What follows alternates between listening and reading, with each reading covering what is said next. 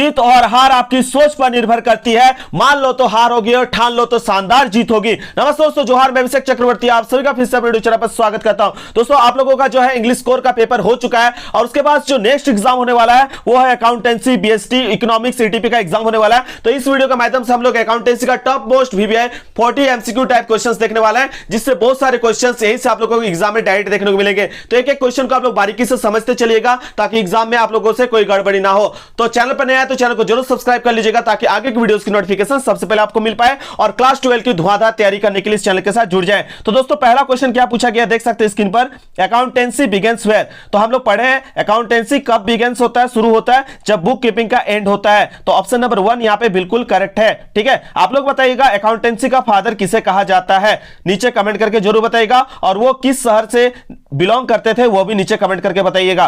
तो चलिए देख लेते हैं, हिंदी में भी लिखा गया है लेखांकन शुरू होता है जहां पुष्प पालन जो है खत्म होता है, याद रखिएगा। नेक्स्ट क्वेश्चन की ओर चलते, क्या पूछा गया। ऑन 31 मार्च देख सकते लिखा गया on 31 March 2022 after sale of goods worth ₹5,000 has left with the closing stock of ₹8,000 it is an. देखिए यहां पे हिंदी में भी पढ़ लीजिए क्या लिखा हुआ है। 31 मार्च 2022 को जो है 31 मार्च 2022 को 5,000 रुपए मूल्य के माल का क्रय किए जाने के बाद उसके पास 8,000 रुपए का अंतिम स्टॉक बचा है। तो यहां बात किया है 8,000 रुपए का अंतिम स्टॉक बचा है। तो हम लोग जानते हैं कि अगर ये अंतिम स्टॉक का ना तो वो अंतिम स्टॉक को बेच रहा है ना तो वो किसी का लेन देन हो रहा है, क्या दो लोगों के बीच ये अंतिम स्टॉक जो बचा है वो किसी से लेन देन हो रहा है, नहीं हो रहा है। तो दैट मींस ये खाली एक घटना का बात की है, ये एक इवेंट है, कोई आपका ट्रांजैक्शन नहीं है। ये क्या होगा, इवेंट होगा। आपको यहां पे खाली बोला है अंतिम स्टॉक बचा हुआ है, इस चीज को समझिएगा। जब तक दो व्यक्तियों के बीच लेन देन ना हो तो वो ट्रांजैक्शन नहीं होगा। यहां खाली बोल दिया है कि 8,000 रुपए का स्टॉक बच गया है, तो ये एक इवेंट है ना कि आपका ट्रांजैक्शन है। तो ऑप्शन नंबर 1 जो होगा बिल्कुल करेक्ट होगा। ऑप्शन नंबर 3 तो होगा नहीं, ऑप्शन नंबर 4 भी नहीं होगा। ट्रांजैक्शन इवेंट दोनों हम नहीं कर सकते इसको, ये एक इवेंट है। जब तक लेन देन नहीं होगा तब तक ट्रांजैक्शन नहीं होगा। ठीक है, ये क्या था, इवेंट था। क्वेश्चन नंबर 3 क्या पूछा गया देखिए।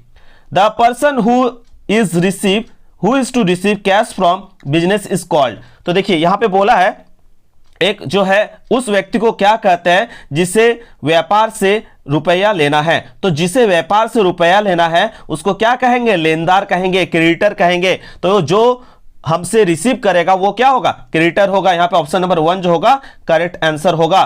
ठीक है, लेनदार जो होगा बिल्कुल करेक्ट आंसर होगा। ठीक है, क्वेश्चन नंबर 4 देख सकते हैं क्या पूछा गया है।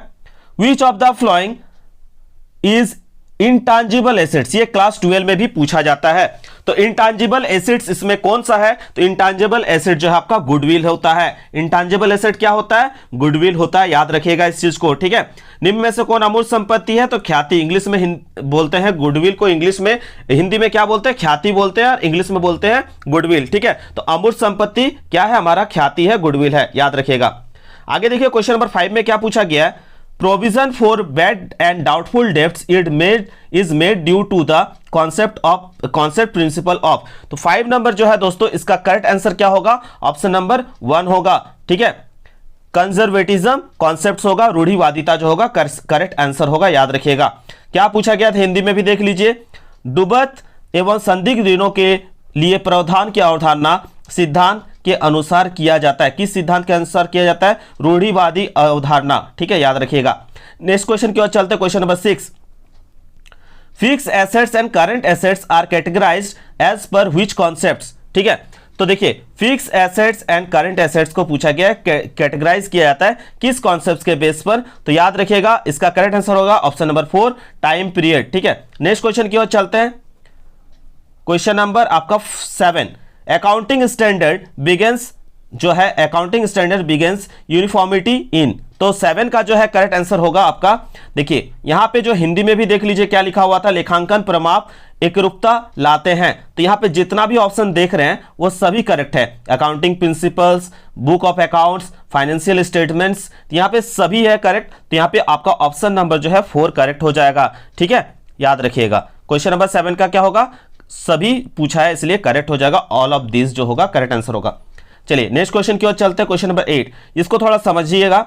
Which of the following is यहां देखिए ध्यान दीजिएगा, नॉट वाला फंसाने के लिए देगा। विच of the following is not basis of accounting, तो पूछा है कौन जो है बेसिस ऑफ अकाउंटिंग नहीं है, तो यहां पे आप याद रखिएगा बाकी सभी है। किसको छोड़ के? क्रेडिट बेसिस को छोड़ के बाकी सभी जो है अकाउंटिंग बेसिस पे आएगा। ऑप्शन नंबर 4 जो होगा करेक्ट आंसर होगा। ठीक है, नहीं पूछा इसलिए। निम्नलिखित में से लेखांकन का आधार क्या नहीं है? उधार आधार जो होगा नहीं है। ठीक है, नेक्स्ट क्वेश्चन की ओर चलते हैं। क्या पूछा गया 9 नंबर पे? Dash N A N dash is send to a customer where he returns goods. बोला है एक ग्राहक को डैश भेजा जाता है जब वो माल वापस करता है। तो बहुत ही अच्छा क्वेश्चन है। तो क्या भेजा जाता है, इस आप लोग पढ़े भी हुए हैं। ठीक है, कस्टमर जो है सप्लायर को क्या भेजता है? कस्टमर जो है सप्लायर को भेजता है क्रेडिट नोट। ठीक है, जमा की चिट्ठी जो है भेजता है। याद रखिएगा ऑप्शन नंबर 2 बिल्कुल करेक्ट आंसर होगा। इसको याद करके जाइएगा, बहुत बार क्वेश्चन पूछता है ये। Question number 10, goods purchase for cash wheel. तो क्वेश्चन नंबर 10 जो है इसका करेक्ट आंसर क्या होगा? ऑप्शन नंबर 3 जो होगा करेक्ट आंसर होगा। ऑप्शन नंबर 3 करेक्ट आंसर होगा। Have no effects on assets. ठीक है, देखिए गुड्स परचेज कर रहे, इसको समझिए क्या बात है। यहां पे आप जो है गुड्स परचेज कर रहे हैं कैश दे करके, तो आपके पास तो भैया उतना का सामान आया ना। मान लीजिए 10,000 का आप गुड्स परचेज कर रहे तो आपके पास 10,000 आया। जैसे आपके पास से 10,000 रुपया का कैश गया, 10,000 रुपया का कैश गया, तो उससे क्या आपका 10,000 का कैश गया, उस हिसाब से तो आपके पास 10,000 का गुड्स तो आ गया ना। तो इससे क्या आपका संपत्ति बढ़ा या संपत्ति घटा? कुछ इफेक्ट पड़ा? संपत्ति ना तो आपका घटा और ना तो बढ़ा, इससे कोई भी प्रभाव नहीं पड़ा एसेट्स पर। तो यहां पे आपका क्या करेक्ट आंसर होगा? Have no effect on assets. Option number 3 बिल्कुल करेक्ट है। ठीक है, चलिए नेक्स्ट क्वेश्चन की ओर चलते। क्लियर हो गया ना? माल के खरीदने से संपत्ति पर कोई प्रभाव नहीं पड़ेगा, याद रखिएगा। क्लियर हो गया ना कॉन्सेप्ट्स? चलिए नेक्स्ट क्वेश्चन की ओर चलते हैं। ट्रेडमार्क अकाउंट इज, तो 11 नंबर पूछा है ट्रेडमार्क अकाउंट जो है वो क्या है? तो यहां पे व्यापारिक चिन्ह खाता है। याद रखिएगा क्वेश्चन नंबर 11 का करेक्ट आंसर होगा ऑप्शन नंबर 2 रियल अकाउंट है। ये क्या है? रियल अकाउंट है। और किस टाइप का रियल अकाउंट? रियल अकाउंट में आप लोग पढ़े हैं ट्रांजिबल इंटांजिबल रियल अकाउंट है क्या? ट्रेडमार्क। याद रखिएगा। ठीक है, इंटांजिबल रियल अकाउंट है ट्रेडमार्क, इसको याद रखिएगा। ठीक है, तो यहां पे वास्तविक खाता जो होगा करेक्ट आंसर होगा। नेक्स्ट क्वेश्चन की ओर चलते। क्वेश्चन नंबर 12 में क्या पूछा गया? Debit the losses and expenses and credit the gains and income. तो दोस्तों आप लोग जो है गोल्डन रूल को याद करके जाइएगा। देखते हैं कितने सारे बच्चे अकाउंट्स का गोल्डन रूल को याद रखे हैं। जैसे 3 टाइप का आप लोगों ने अकाउंट्स पढ़ा होगा। पहला है पर्सनल अकाउंट। पर्सनल अकाउंट का गोल्डन रूल क्या है? ठीक है, debit the receiver, credit the giver. ठीक है, उस तरह से रियल अकाउंट का क्या है आप लोगों को मालूम होना चाहिए। Debit what comes in, credit what goes out. और एक होता है नॉमिनल अकाउंट, जिसका यहां पे क्वेश्चन में पूछा गया है debit all expense and losses, credit all income and gain, है ना। तो ये किसका है? ये है नॉमिनल अकाउंट का। ये किसका है? नॉमिनल अकाउंट का। गोल्डन रूल ऑफ अकाउंट्स हमेशा पूछा जाता है। आप कहीं जॉब के लिए भी जाइएगा 12th के बाद भी जो है कॉमर्स के बच्चे याद रखिएगा, कॉमर्स के बच्चे कभी भी बैठे नहीं रहते हैं। कॉमर्स के बच्चे को कभी भी बैठा नहीं जाता है, वो कुछ ना कुछ जो है सोर्स ऑफ इनकम खोज ही लेते हैं। आप लोग कॉमर्स लिए हैं तो एकदम मत सोचिएगा कि कॉमर्स हम बेकार लिए हैं, ये मेरा कुछ काम नहीं आने वाला है। तय मानिए कि आप देखिएगा आपके आसपास में जो लोग हैं, कॉमर्स के अधिकतर जो बच्चे होते हैं कहीं ना कहीं उनको नौकरी मिल ही जाता है, चाहे वो प्राइवेट कंपनी हो चाहे वो सरकारी विभाग हो। वो इससे बच्चे जो है जो अच्छे से पढ़ते हैं कॉमर्स को लेकर, जिनको थोड़ा भी बेसिक आइडिया होता है, उनका आसानी से नौकरी मिल जाता है, बशर्ते कि उन्हें कंप्यूटर का अच्छा नॉलेज होना चाहिए। ठीक है, मैं ये पर्सनल आप लोगों का एक्सपीरियंस बता रहा हूं। तो 12 का जो है करेक्ट आंसर क्या होगा? किसका गोल्डन रूल है? अभी आपको पता चल गया, नॉमिनल अकाउंट का। आप लोगों ने जो सुना आंसर्स को, तो आप लोग नीचे कमेंट कीजिए, मैं देखना चाहता हूं कितने बच्चे इसका करेक्ट आंसर देते हैं। आप लोग पर्सनल अकाउंट का जो है गोल्डन रूल टाइप करके लिखिए कमेंट में, और रियल अकाउंट का गोल्डन रूल टाइप करके लिखिए। देखते हैं कितने सारे बच्चे इसका करेक्ट आंसर देते हैं। ठीक है, यहां पे क्लियर हो गया कौन सा होगा? नाम मात्र खाता होगा। ठीक है, ये किसका रूल है? नाम मात्र खाता का रूल है। ठीक है, चलिए आप लोग के लिए एक क्वेश्चन है। अगर मैं कहूं यहां पे स्टेट बैंक ऑफ इंडिया या किसी भी बैंक, स्टेट बैंक कहें, यूको बैंक कहें, ठीक है, एसबीआई किसके अंदर आएगा? पर्सनल में आएगा, रियल में आएगा या नॉमिनल अकाउंट में आएगा? कमेंट कीजिए, स्टेट बैंक ऑफ इंडिया किस में आएगा? पर्सनल, रियल या नॉमिनल में? ठीक है, चलिए देखते हैं कितने सारे बच्चे करेक्ट आंसर देते हैं। एकदम बेसिक क्वेश्चन पूछा है। क्वेश्चन नंबर 13, डेबिट सिग्निफाइज, तो डेबिट जो है सिग्निफाइज करता है क्या? तो डेबिट सिग्निफाइज क्या करता है? इंक्रीज इन एसेट्स, ये सही है। डिक्रीज इन लाइबिलिटी, ये भी सही है। डिक्रीज इन कैपिटल, ये भी सही है। तो यहां पे जो है सभी ऑप्शंस करेक्ट है, तो इसलिए आपका ऑल ऑफ दिस जो होगा करेक्ट आंसर होगा। इसको आप लोग याद कर लीजिएगा, ठीक है। चलिए, इसको हालांकि हम लोग जो है सॉल्व करके भी बता सकते हैं, अगर आप लोग चाहेंगे तो इसका और एक नेक्स्ट पार्ट भी आप लोगों के लिए लेके आएंगे, ठीक है। यहाँ पे इनमें से सभी जो होगा करेक्ट आंसर हो जाएगा। ये जितना भी आपने देखा ये सभी जो है आपका क्या शो करता है? डेबिट बैलेंस शो करता है, याद रखिएगा ये सभी डेबिट बैलेंस शो करता है, ठीक है। इसके बाद दोस्तों क्वेश्चन नंबर 14 देख सकते हैं। जिनका जनरल एंट्री स्ट्रांग होगा वो आसानी से इसका आंसर दे सकते हैं। Goods worth 5000 taken by proprietor for personal use, व्यक्तिगत उपयोग के लिए जो है 5000 रुपए बोला है, ठीक है। तो use should be, personal use should be credited to, तो यहां पे जो हिंदी में भी देख लीजिए क्या बोला है?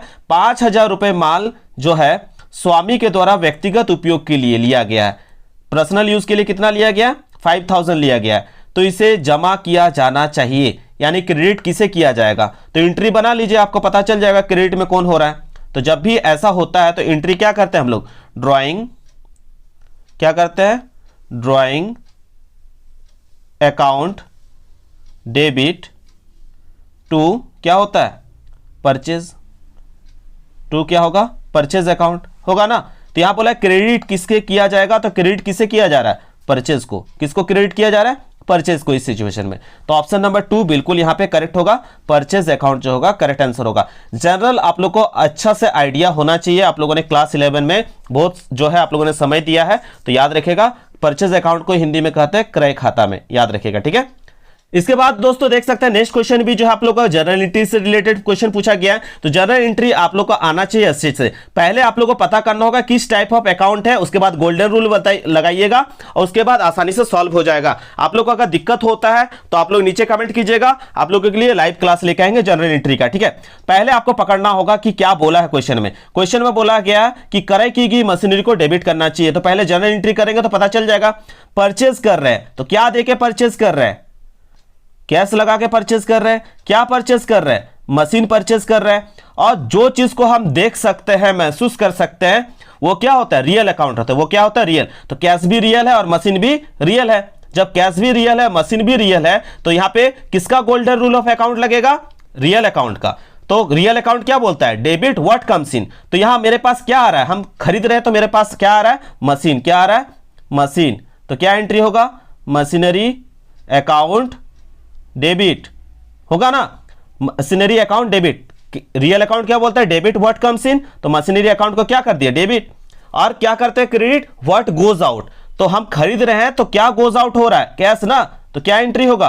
To cash account. टू क्या होगा? Cash account. तो यहां पे क्वेश्चन में पूछा था कि किसको डेबिट करेंगे। किसको डेबिट किए हम लोगों ने? रूल के हिसाब से मशीन को। किसको डेबिट किए? मशीन को। तो यहां पे आपका ऑप्शन नंबर 1 जो होगा बिल्कुल करेक्ट होगा। मशीनरी अकाउंट जो होगा करेक्ट होगा, ठीक है। क्लियर हो गया ये चीज। चलिए नेक्स्ट क्वेश्चन की ओर चलते हैं। देखिए क्या बोला है। कैश कॉलम, किसका बात किया? Cash column of 3 column cash book. तो आप लोग बनाए हो ना 3 कॉलम कैश बुक, ठीक है। ऑलवेज हैज, तो 3 कॉलम कैश बुक में जो है पूछा है रिलेटेड, उससे रिलेटेड क्वेश्चन पूछा है। तो याद रखिएगा कैश जो होता है हमेशा डेबिट बैलेंस रखता है। कैश हमेशा क्या रहता है? कैश अकाउंट जो है आपका हमेशा डेबिट बैलेंस रखता है। तो ये 3 कॉलम कैश बुक के लिए आपका करेक्ट आंसर होगा डेबिट बैलेंस जो होगा करेक्ट आंसर होगा, ठीक है। ये सब बहुत अच्छा टॉपिक से, इसको पढ़ाने के लिए अलग अलग काफी समय चाहिए होता है। मुझे पता नहीं था चैनल में कितने सारे बच्चे कॉमर्स के जुड़े हैं। आज पता चल जाएगा कि कॉमर्स के इतने सारे बच्चे जो है चैनल पर जुड़े हैं। तो क्लास 2 में आप लोगों को कोई भी परेशानी नहीं होने देंगे, ठीक है। चलिए नेक्स्ट क्वेश्चन की ओर चलते हैं हम लोग। द इम्प्रेस्ड सिस्टम पैटर्न्स 2, ठीक है। तो यहां पे हिंदी में देख लीजिए क्या बोला है कि पेशगी प्रणाली का संबंध है। तो ये जो 17 है इसका करेक्ट आंसर होगा। जो इस तरह के क्वेश्चंस का जो है करेक्ट आंसर होगा आपका पीटी कैश बुक से ये जो है रिलेटेड है, याद रखिएगा, ठीक है। तो ये आपका होगा खुदरा रोकड़ बही से रिलेटेड है। ऑप्शन नंबर 4 करेक्ट है। नेक्स्ट क्वेश्चन की ओर चलते हैं। बोला है the discount column in triple column cash book. देखिए कैश बुक से तीन क्वेश्चन पूछा है कम से कम, ठीक है। तो discount column in triple column cash book record, तो 18 का जो है करेक्ट आंसर हो जाएगा आपका कैश डिस्काउंट। क्या होगा? Cash discount. 3 खाने वाली, ठीक है, 3 खाने मतलब 3 को जो ऐसे ऐसे आप लोग देख रहे हैं खाने वाली, 3 खाने वाली जो है रोकड़ बही में छूट का लेखा किया जाता है। तो ट्रिपल कॉलम कैश बुक जो होता है उसमें डिस्काउंट, किस टाइप का डिस्काउंट का लेखा करते हैं हम लोग? याद रखिएगा कैश डिस्काउंट का। ट्रेड डिस्काउंट का हम लोग तो करते ही नहीं है, तो क्या होगा? कैश डिस्काउंट जो होगा करेक्ट आंसर होगा, ठीक है, नगद छूट। नेक्स्ट चलिए, बहुत ही अच्छा क्वेश्चन है और ये एग्जाम में इस बार भी आएगा। पोस्टिंग इज डन, तो पोस्टिंग किस में करते हैं हम लोग? लेजर में। इन लेजर जो होगा करेक्ट आंसर होगा। जर्नल से उठा के आप पोस्ट कहां करते हैं? लेजर में करते हैं ना। जैसे कैश है तो जर्नल में अगर कहीं जितना जर्नल में कैश आपका है तो वो सारा कैश का जो आपको कहां पोस्ट करना है? कैश अकाउंट का जो आप लेजर बनाएंगे उस पर पोस्ट कीजिएगा। परचेज का अलग लेजर बनेगा, वहां पे उस सारा चीज को आप जो है पोस्ट कीजिएगा। तो किस पे हम लोग पोस्टिंग करते हैं? पोस्टिंग जो होता है आपका लेजर में, याद रखिएगा, ठीक है। तो लेजर को हिंदी में क्या बोलते हैं? खैतानी, ठीक है, शैतानी नहीं लिखा है, ठीक है। आप लोगों ने जो है साल भर तो बदमाशी किया है, 11 में जो है पढ़ाई बहुत ही कम बच्चे कर पाए हैं। बहुत सारे को फाइनेंशियल प्रॉब्लम रहा है, कोई बच्चे जो है ट्यूशन टाइम पे पकड़ नहीं पाए, ठीक है। कोई बच्चे बोलेंगे मजबूरी में हमको साइंस नहीं मिला तो कॉमर्स लेना पड़ गया, ठीक है। तो चलिए कोई बात नहीं है, लेकिन कॉमर्स लिए हैं तो एक बहुत ही मजेदार सब्जेक्ट है। कॉमर्स लेके बहुत सारे बच्चे बहुत अच्छा मुकाम पर हासिल किए हुए हैं, आप लोग भी उसमें से एक रहिएगा, ठीक है। Question number 20, the credit balance of fix assets are recorded in, ठीक है। हिंदी में देख लीजिए, बहुत सारे हिंदी मीडियम के बच्चे हैं तो उनको भी दिक्कत नहीं होना चाहिए। अस्थाई संपत्ति के उधार क्रय को लिखा जाता है। तो अस्थाई संपत्ति आप जानते हैं, बेसिकली आप लोग जो है 2 टाइप का तो संपत्ति पढ़े होंगे। जो नॉर्मल बच्चे जो पहली बार आ रहे हैं, 2 टाइप का एसेट्स का आप याद रखिएगा कम से कम। एक होता है करंट एसेट्स और एक होता है फिक्स एसेट्स। करंट एसेट्स किसे कहते हैं? करंट एसेट्स उसे कहते हैं जिसको साल भर में जो है आपका क्या होता है? परिवर्तन हो जाता है, ठीक है। और फिक्स एसेट्स होता है जो 1 साल से ज्यादा पीरियड ऑफ टाइम के लिए रह जाता है, वो फिक्स एसेट्स होता है। जैसे आप मशीन खरीदे हैं तो क्या आप साल में दोबारा और बार बार मशीन खरीदेंगे? जैसे आपका घर बना चुके हैं तो हर साल आप क्या घर बनाएंगे? नहीं ना। तो वो हो जाएगा 1 साल से जो अधिक समय के लिए रहेगा। जैसे फर्नीचर, आपके घर में टेबल कुर्सी वगैरह लेके आए, क्या फिर से आप टेबल कुर्सी उतना लेके आएंगे उसको हटा के? नहीं ना। तो वैसी चीजें जो 1 साल से ज्यादा समय के लिए रहता है वो होता है फिक्स एसेट्स। और वैसी चीजें जिसका हम लोग डेली जो है या 1 साल के अंदर हम लोग फिर चेंज कर देते हैं, वो आ जाता है करंट एसेट्स पे, ठीक है। जैसे कैश, कैश क्या है? करंट एसेट्स है, आएगा जाएगा, ठीक है। लेकिन फिक्स एसेट्स हो गया, मशीन हो गया, फर्नीचर हो गया, ठीक है, बिल्डिंग हो गया, ये सब क्या है? फिक्स एसेट्स है। बार बार हम लोग इसका साल में खरीद बिक्री नहीं करते हैं, याद रखिएगा इस चीज को, ठीक है। तो यहां पे फिक्स एसेट्स से रिलेटेड क्वेश्चन पूछा है। तो credit purchase of fix assets are recorded in, तो 20 का जो है करेक्ट आंसर हो जाएगा जनरल प्रॉपर। क्या होगा? जनरल प्रॉपर जो होगा करेक्ट आंसर होगा। देखिए याद रखिएगा, जब फिक्स एसेट्स को उधार खरीदते हैं तो उसका रिकॉर्ड करते हैं कहां पे? जनरल प्रॉपर पे। यहां जो क्वेश्चन पूछा है कि फिक्स एसेट्स को जब हम क्रेडिट में परचेज करते हैं तो उसका कहां एंट्री करते हैं, उसका जो हम लोग कहां शो करते हैं उसको? जनरल प्रॉपर पे। याद रखिएगा इस चीज का करेक्ट आंसर होगा, ठीक है। उसका लेखा कहां किया जाता है? जनरल प्रॉपर पे, ठीक है। क्वेश्चन नंबर 21 क्या पूछा है देख सकते हैं कि the right side of an account is called. देखिए अकाउंट्स लिए हैं और आपको पता नहीं है कि किस साइड डेबिट है किस साइड क्रेडिट है, तो ये तो बड़ा अकाउंट्स के साथ नाइंसाफी हो जाएगा, है ना। तो देखिए एक तरफ जो होता है आपका ये वाला को, ये जो हाथ है देखिए अच्छा हो गया, यहाँ पे बन गया। ये वाला जो साइड देख रहे हैं हम, ये साइड, ये है आपका कौन सा साइड? क्रेडिट साइड है, और ये वाला होता है आपका डेबिट साइड, ठीक है। तो यहां पे आपका करेक्ट आंसर क्या होगा? ऑप्शन नंबर 2 आपका। आप देखिए अपना राइट हैंड, आप अपना राइट हैंड देखिए, राइट हैंड क्या है? आपका क्रेडिट साइड की तरफ है, तो ये जो होगा क्रेडिट होगा। अगर यहां पे बोल देता लेफ्ट साइड बोलता तो आपका डेबिट होता। लेफ्ट साइड में क्या होता है? डेबिट होता है, और राइट साइड में आपका क्या होता है? क्रेडिट साइड होता है। तो यहाँ राइट साइड पूछा है तो आपका क्या होगा? क्रेडिट होगा। अगर आपका पूछता ये लेफ्ट हैंड वाला तो लेफ्ट तरफ पूछता तो डेबिट होता। याद रखिएगा ये क्वेश्चन घुमा के पूछ सकता है इस बार, है ना। क्लियर हो गया इस चीज को। चलिए नेक्स्ट क्वेश्चन की ओर चलते हैं। क्या बोला 22 नंबर में? The process of entering the transaction from a journal in an account is called. तो 22 का जो है क्या पूछा? रोजाना माचे से किसी खाते में लेन देन लिखने की प्रक्रिया को कहा जाता है। तो आप जो जर्नल में बनाए वो सारा को उठा के आप किस पे फिर ले जाइएगा? उसको हम सारा को ले जाएंगे किस पे ले जाके करते हैं हम लोग? लेजर में ले जाके पोस्ट करते हैं ना, तो वो क्या कहलाएगा, पोस्टिंग कहलाएगा। वो क्या कहलाएगा, पोस्टिंग कहलाएगा। अभी जस्ट हम लोगों ने बात किया कि पोस्टिंग किससे रिलेटेड है, लेजर से रिलेटेड है। तो वही क्वेश्चन पूछ दिया था यहाँ पे कि रोजाना माचे से किसी खाते, देख लीजिए फिर से क्वेश्चन को, रोजाना माचे से किसी खाते में लेन देन को लिखने की प्रक्रिया क्या कहते हैं, पोस्टिंग करते हैं। उसको क्या कहते हैं, पोस्टिंग, खेतानी कहते हैं। ठीक है, देखिए आगे क्वेश्चन बोला है बैंक रिकॉन्सिलेशन स्टेटमेंट, इससे भी क्वेश्चन पूछेगा बीआरएस से, इसको शॉर्ट में बीआरएस कहते हैं, बैंक रिकॉन्सिलेशन स्टेटमेंट करते हैं। तो 23 का जो है बैंक रिकॉन्सिलेशन स्टेटमेंट जो है क्या है, आपका एक प्रकार का मेमोरेंडम स्टेटमेंट है, याद रखिएगा। अब मेमोरेंडम स्टेटमेंट डायरेक्ट यही सवाल पूछ दिया जाता है। क्लियर हो गया इस चीज का। स्मारक विवरण जो होगा करेक्ट आंसर होगा। Question number 24, when balance as per cash book is given then which of the following is will be added. तो 24 का जो है करेक्ट आंसर होगा ऑप्शन नंबर 2। ऑप्शन नंबर 2 जो होगा बिल्कुल करेक्ट आंसर होगा। इंटरेस्ट अलाउड बाय बैंक होगा। क्या होगा, इंटरेस्ट अलाउड बाय बैंक। क्यों, क्योंकि भैया आपको जो क्वेश्चन में पूछा है कि जब रोकड़ बही के अनुसार शेष दिया गया हो तो निम्नांकित में से किसे जोड़ा जाएगा। तो याद रखिएगा कि जब रोकड़ बही में शेष दिया गया हो, बैलेंस दिया हुआ हो, ठीक है, जब कैशबुक का बैलेंस दिया हुआ हो तो किसको ऐड किया जाएगा, हम लोग पढ़े हैं। देखिए बैंक चार्जेस को तो हम लोग माइनस करते हैं और इसको भी हम लोग माइनस करते हैं, तो किसको ऐड करेंगे, इंटरेस्ट अलाउड बाय बैंक को हम लोग क्या करते हैं, ऐड करते हैं। ठीक है, ऑप्शन नंबर 2 करेक्ट होगा। क्लियर हो गया इस चीज को। चलिए question number 25, debit balance as per passbook means. तो 25 को याद रखिएगा, आप लोग जब पढ़े हैं तो उसमें याद रखे होंगे कि एक होता है पासबुक।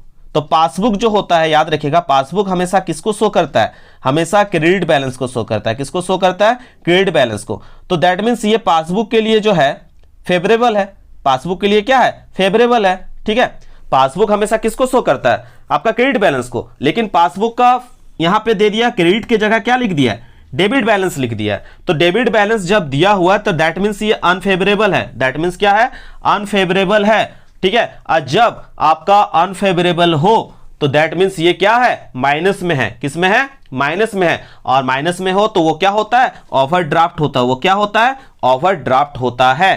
ठीक है, अगर यहां क्रेडिट बैलेंस दिया रहता तो फेवरेबल होता, ऑप्शन नंबर 2 करेक्ट होता। लेकिन डेबिट बैलेंस पासबुक का दिया है तो वो क्या है, अनफेवरेबल है, यानी माइनस में है। दैट मीन्स ओवरड्राफ्ट शो करता है। ये क्या शो करता है, ओवरड्राफ्ट को शो करता है, याद रख लीजिएगा। ठीक है, क्वेश्चन घुमा के पूछ सकता है। इसको क्या कहते हैं, अधिविकर्ष कहते हैं, याद रखिएगा। ट्रायल बैलेंस इज एन, तो देखिए अब आ गया ट्रायल बैलेंस। ट्रायल बैलेंस क्या है भैया, तो ट्रायल बैलेंस एक प्रकार का स्टेटमेंट है। पहले हम लोग क्या बनाते हैं, जर्नल, जर्नल से पोस्ट करते लेजर, और लेजर के बाद कहां भेजते हैं, ट्रायल पे भेजते हैं ना। तो आपका ट्रायल बैलेंस क्या है, एक प्रकार का विवरण है। तलपट एक क्या है, विवरण है। क्वेश्चन नंबर 27 देखिए आ गया फिर से ट्रायल बैलेंस और एक question. Balance of the account are transfer to.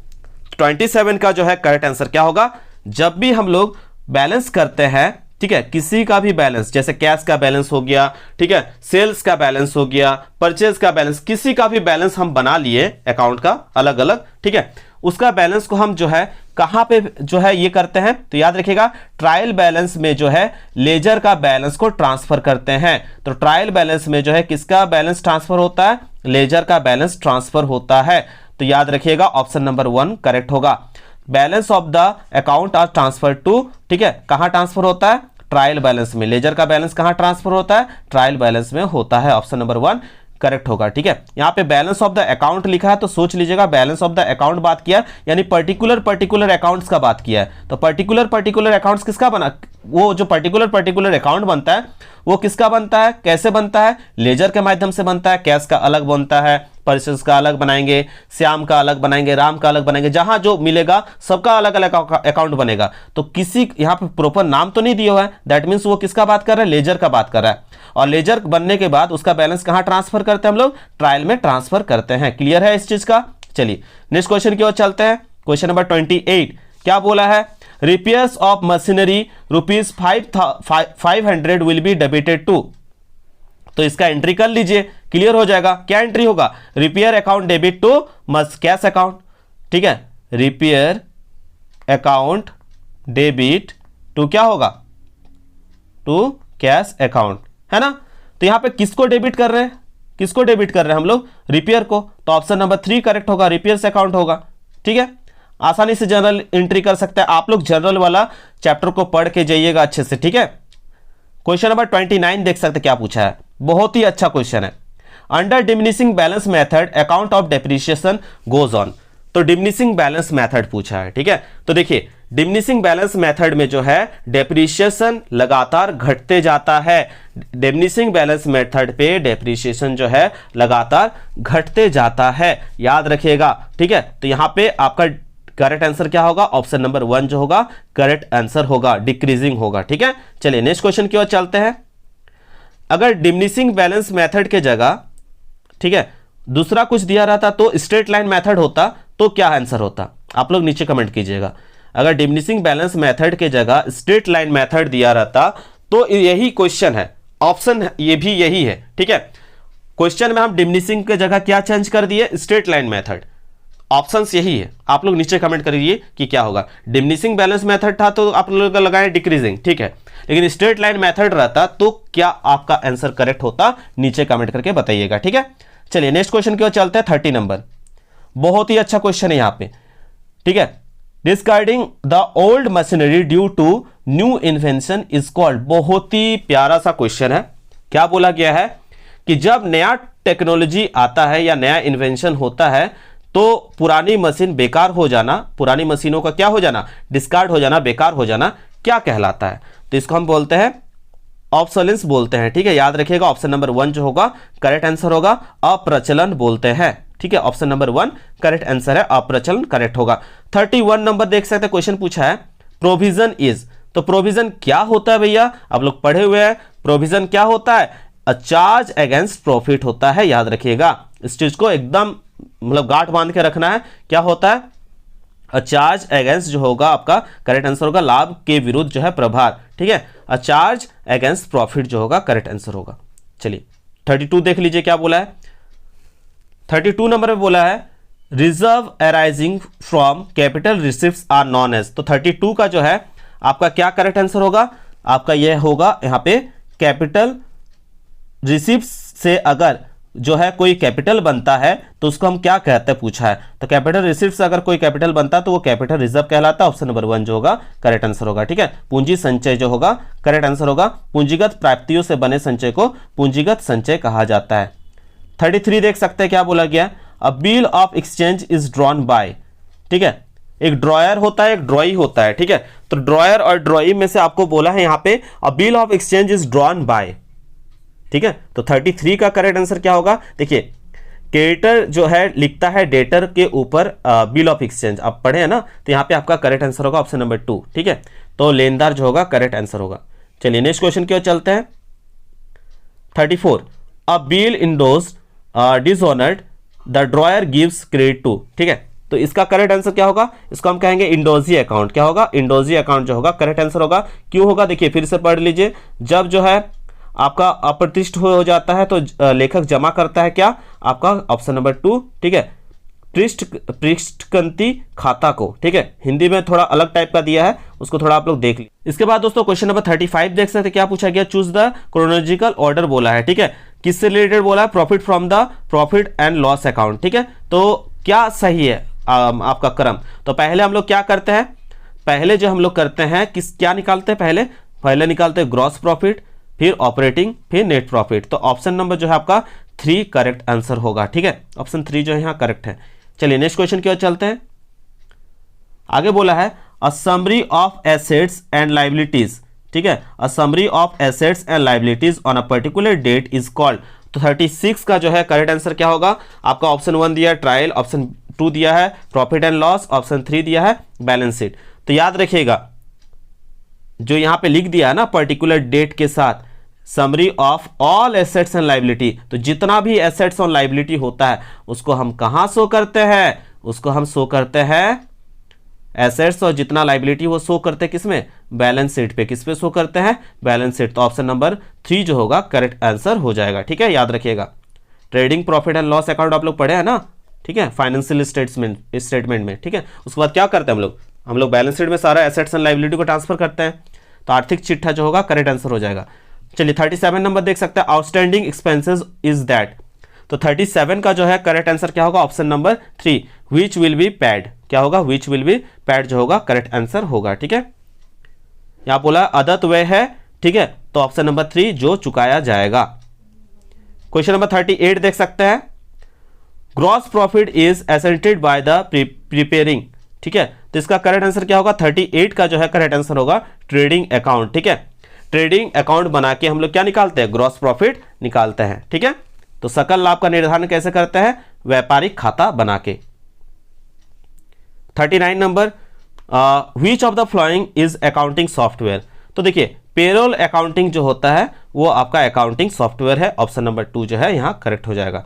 अब आगे चलते हैं, क्वेश्चन नंबर यहां पे देख सकते हैं, मैंने पूछा था सॉफ्टवेयर अकाउंटिंग से रिलेटेड, तो आपका पेरोल अकाउंटिंग जो है आपका इस पे आ जाएगा। ठीक है, वेतन लेखांकन हम लोग इसको कहते हैं। ठीक है, याद रखिएगा। क्वेश्चन नंबर 40 आज का लास्ट क्वेश्चन यहां पे देख सकते हैं, which of the following is not advantage of BDMS। ठीक है, तो BDMS का नीचे आप लोग फुल फॉर्म बताइएगा क्या होता है। मैं यहाँ पे डायरेक्ट आंसर बता रहा हूँ, ये क्या होगा, BDMS से देखिए आपको सिक्योरिटी तो मिलेगा, ठीक है, कंप्लीटनेस भी मिलेगा और इंडिपेंडेंस भी मिलेगा, लेकिन ये क्या होता है, काफी ज्यादा महंगा होता है। आपको यहाँ पे नॉट एडवांटेज पूछा है, तो ये एडवांटेज नहीं है, कॉस्टली होना किसी चीज का एडवांटेज नहीं होता, वो डिसएडवांटेज होता है। तो आपका विशेषता नहीं पूछा था, ठीक है, नॉट एडवांटेज पूछा है, तो वो कॉस्टली जो होगा करेक्ट आंसर होगा। ठीक है, इसकी विशेषता नहीं है, ऑप्शन नंबर 3 करेक्ट आंसर हो जाएगा। ठीक है, तो यहां पे आप लोगों ने 40 क्वेश्चन को देख लिया। आप लोग बताइए कि अगर ये 40 क्वेश्चन आपको दिया जाता तो इसमें आप लोगों ने कितना सही किया। ठीक है, आशा करते हैं आप लोगों को एक एक चीज डिटेल से समझ में आया होगा। अगर आप लोग चाहते हैं कि इसका मैं और भी आगे नया पार्ट लेके आऊं तो नीचे कमेंट करके बताइएगा। आगे आप लोग किस सब्जेक्ट को तैयारी करना चाहते हैं वो भी नीचे कमेंट करके बताइएगा।